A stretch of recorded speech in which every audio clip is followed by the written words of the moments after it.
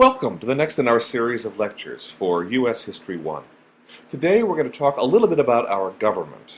Specifically, we're going to talk about the Constitution and how it came to be the supreme law of our land.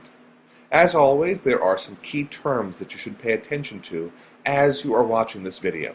So, in May of 1787, delegates from 12 of the 13 states met in Philadelphia to discuss revising the Articles of Confederation.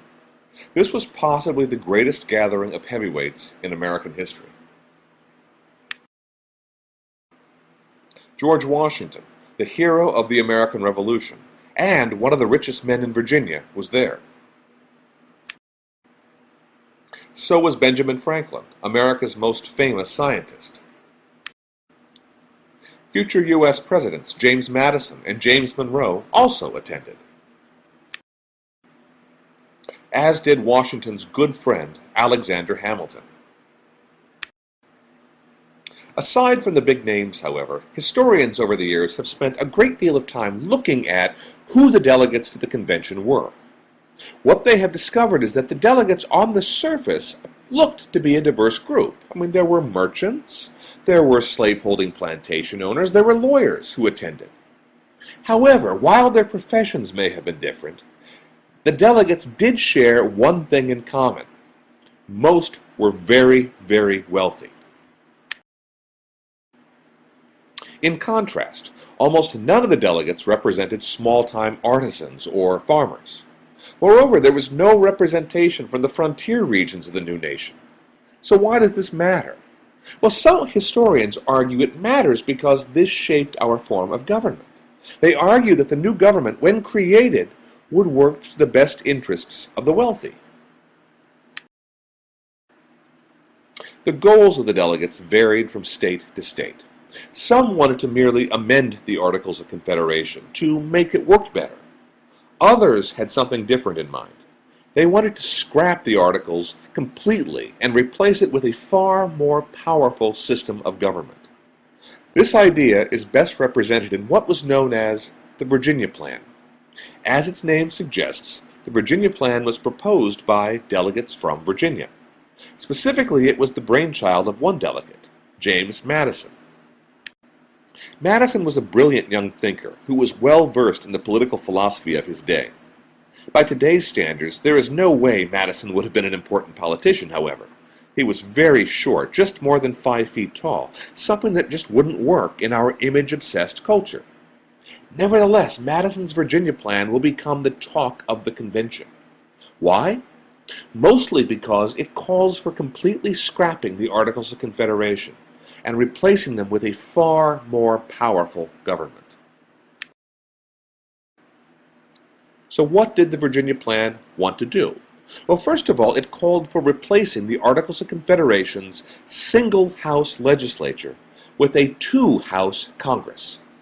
One house, the House of Representatives, would be directly elected by eligible voters. The second house, the Senate, would be elected by state legislatures. Representation in both houses would be based on population. So, what can we learn from this proposal? First, we can see the distrust that Madison and many wealthy Americans had for the common people. While trusting the common people to elect the House of Representatives, it would be an elite group that would elect the Senate. The second thing we can see here is that this plan would definitely benefit the large states. Basing representation on population meant that the largest states would always be able to outvote smaller states. Another place where the Virginia Plan differed greatly from the Articles of Confederation is in the executive branch. Under the Articles, the head of the legislature served as a very, very weak executive, or president. That would change under the Virginia Plan, which created a very powerful executive. Today we call this job the president. What made this president so powerful? Well, primarily his power came from his ability to veto or overturn laws passed by Congress. The final piece of the Virginia Plan was the court system. This portion of the Virginia Plan was not really explained in any detail. The basic idea, however, was that the court could review legislation to ensure that it did not overstep the stated powers of the government. This still happens today. The courts will review certain laws that are brought before them. They will determine whether those laws are constitutional or legal or unconstitutional and illegal. Madison's Virginia plan immediately split the convention. Large states like Virginia, New York, and Pennsylvania embraced it because it gave them the power to dominate the new government. Smaller states, however, saw that too, and they were outraged. They argued that the Virginia plan went far beyond the purpose of the convention, which they said had been simply to revise the Articles of Confederation. The debate between these two sides lasted for almost a month and threatened to disrupt the entire convention. Finally, a compromise was reached. Because this compromise was thought to be fundamental to the success of the convention, it has become known as the Great Compromise. Now, at first glance, it doesn't seem like much of a compromise. As you can see, the basic components of the Virginia Plan remain in place. There were two houses in Congress, and the House would be elected by the people, while the Senate would still be elected by the state legislatures. But here is where the compromise came in. Representation in the House would be based on population. However, representation in the Senate would be equal. Each state would receive 2 senators. This ensured that large states would not be able to dominate the new Congress. As soon as the convention decided to grant representation in the House of Representatives on the basis of population, this raised another problem. How was population to be determined? Southerners argued that their slaves should count when the number of representatives for each state was determined. Northern states, however, were furious. Slaves were not citizens, they said, so why should states be able to count them? This led to one of the strangest and most shameful portions of the new Constitution, the 3/5 Compromise. It was determined that each slave would count as 3/5 of a white person. In other words, slaves were 3/5 of a person. But this is not the only mention of slavery in the new Constitution. There is also a process outlined for returning runaway slaves to their masters. Moreover, it was determined that the new government would ultimately end the Atlantic slave trade. It was said in the Constitution that an end to the slave trade would come 20 years after the new Constitution was ratified. Another contentious issue discussed in Philadelphia was government power. Many of the delegates had either fought in the American Revolution or had served in the Continental Congress. They were afraid that the new government might be too powerful.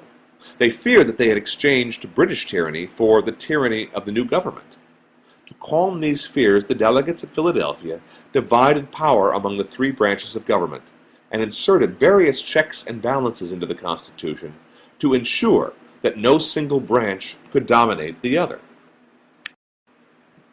For example, at its most basic, the powers of government were divided. Congress debated and passed laws. That's what it was supposed to do. The president was in charge of executing or carrying out those laws. Finally, the judicial branch determined the constitutionality of the laws passed by Congress and approved by the legislature. So you're seeing how the various powers are being divided among the 3 branches of government. But these powers overlapped in certain key areas. This was done to check and to balance each branch against the other. For example, the president could veto laws he did not like. Congress could override those vetoes. Moreover, the Supreme Court could declare laws passed by Congress to be unconstitutional. But it was one thing to write a new Constitution. It was a completely different thing to get it approved. Before they adjourned, the convention made a decision. The new Constitution would go into effect if 9 out of the 13 states approved it. This was a radical step.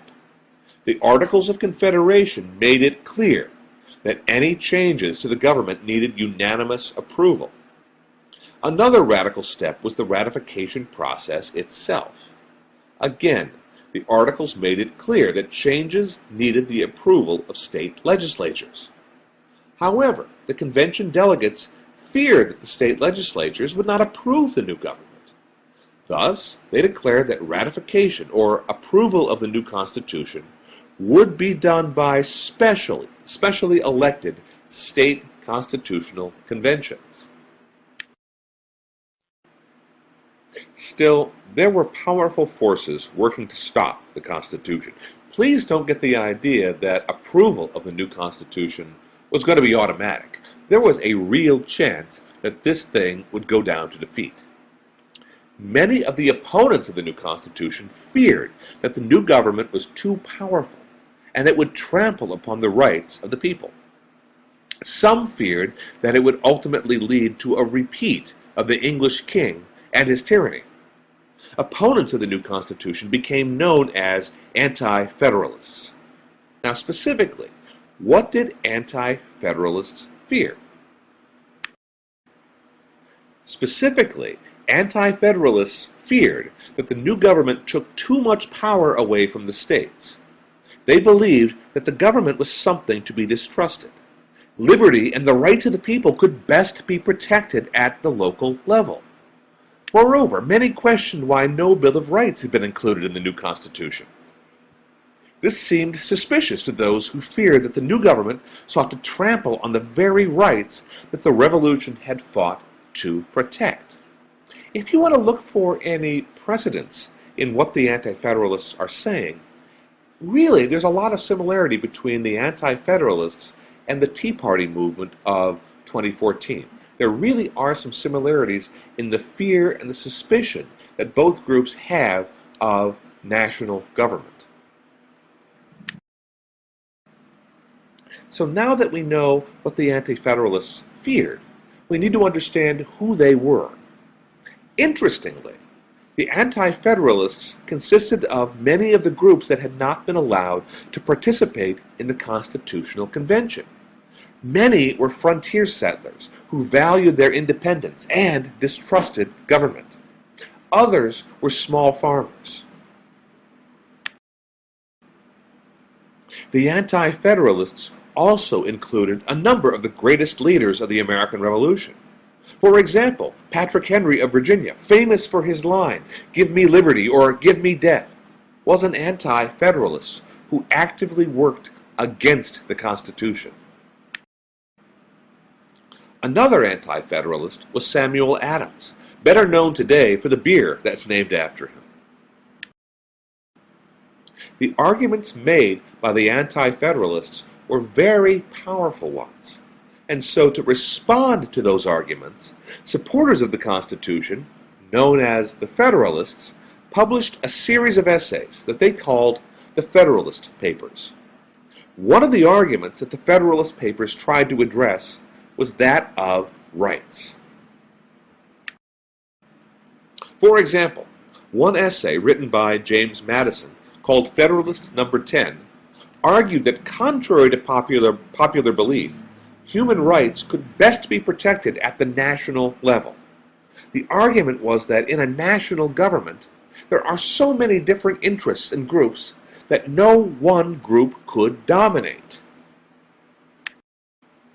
As Madison wrote, quote, "Extend the sphere, and you take in a greater variety of parties and interests. You make it less probable that a majority of the whole will have a common motive to invade the rights of other citizens." End quote. Ratification of the Constitution began in December of 1787, when Delaware approved the new Constitution. The last state to approve the Constitution was Rhode Island, and it didn't do so until May of 1790. By that point in time, the new government had already been operating for more than a year. One of the first things done by the new government was to propose and approve a Bill of Rights. This was to make good on a promise made to Anti-Federalists during